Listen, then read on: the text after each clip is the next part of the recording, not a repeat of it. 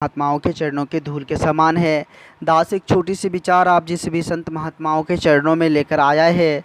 आशा है आप जिस भी संत महात्मा इस विचार को लास्ट तक ज़रूर सुनेंगे। साध संगत जी, बात कुछ पुरानी है।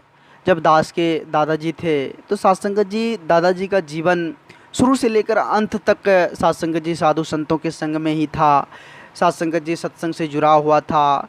साध संगत जी सभी को एक ही प्रेरणा देते थे कि सभी सत्संग में जाओ, बैठो। साध संगत जी जब हम छोटे थे और सारे बच्चे जब छोटे थे तो साध संगत जी जब दादाजी शाम को घर पर बैठते थे, विचार करते थे साध संगत जी, तो सभी बच्चे इकट्ठे होकर दादाजी के किस्से सुनने के लिए बैठते थे। तो दादाजी उस बीच में कहा करते थे कि एक बात है कि एक लोटा पानी 5 लोटा को भर सकता है। साध संगत जी गाँव की जो भाषा है उसमें बोलते थे कि एक लोटा पानी 5 लोटा को भर सकता है, लेकिन 5 लोटा पानी 1 लोटा को नहीं भर सकता है।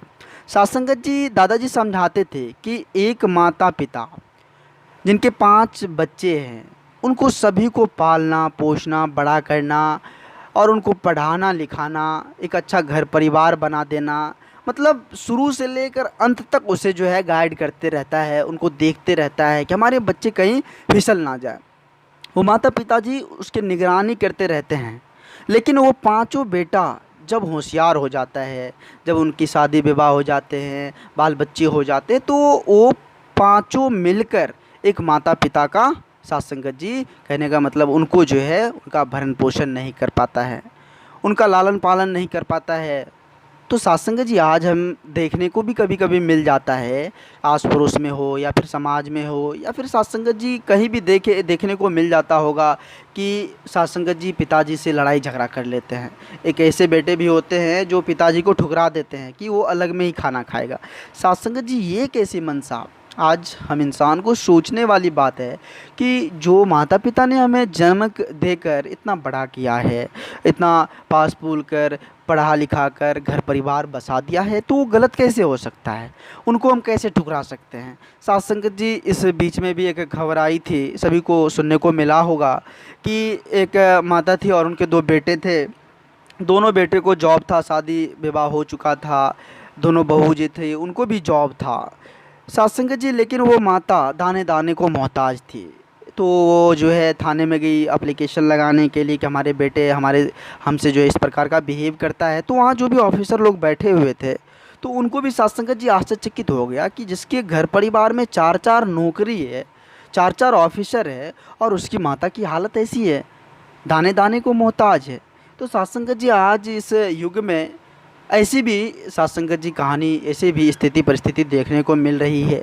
तो साध संगत जी यहाँ बस एक बात सोचनी बात है कि जब तक यह मन स्थिर नहीं होगा, इस मन से साध संगत जी अहंकार भाव, वो साध संगत जी मैंपन जब तक ख़त्म नहीं होगा तब तक साध संगत जी इस तरह की घटनाएं होती रहती। साध संगत जी हम इंसान है, हम मानव है, इस परमात्मा के बनाए हुए हैं, परमात्मा की संतान है।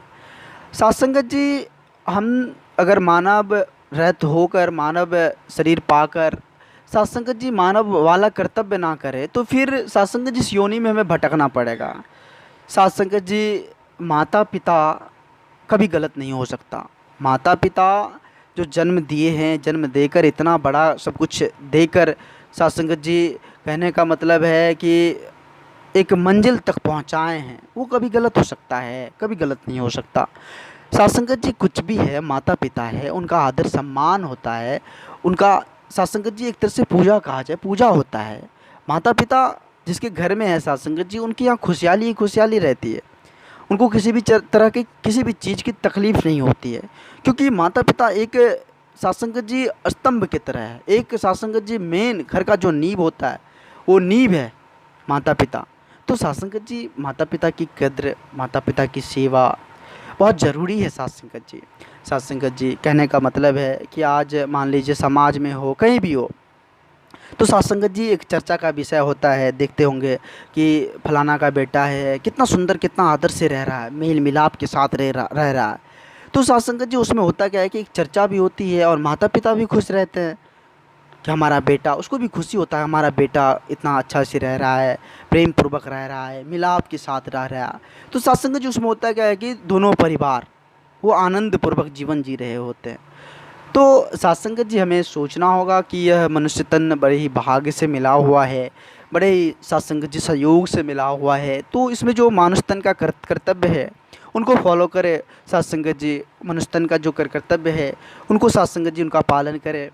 आज साथ संगत जी यह मन, इस मन की जो चर्चा होती रहती है, इसका जो है साथ संगत जी कहने का मतलब, इस मन, यह मन डुलायमान भी होता है साथ संगत जी। मन चंचल मन है, भटकते रहता है। तो कहने का मतलब इस चंचल मन को हम स्थिर कब कर पाएंगे?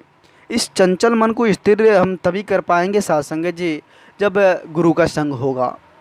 साथ संगत जी बड़े बड़े, अब देखे होंगे किसी बैकग्राउंड में जाइए तो साथ संगत जी भगवान राम, जो साथ संगत जी उनको भी गुरु का संग करना पड़ा था। कहने का मतलब बिना गुरु के साथ संगत जी हम अपने मन को स्थिर कर ही नहीं सकते। इस चंचल मन, यह चंचल मन भटकते रहेगा जब तक इस परमात्मा का दर्शन नहीं होगा, इस परमात्मा से साथ संगत जी जो है इससे परिचय नहीं होगा, तब तक यह चंचल मन भटकते रहेगा।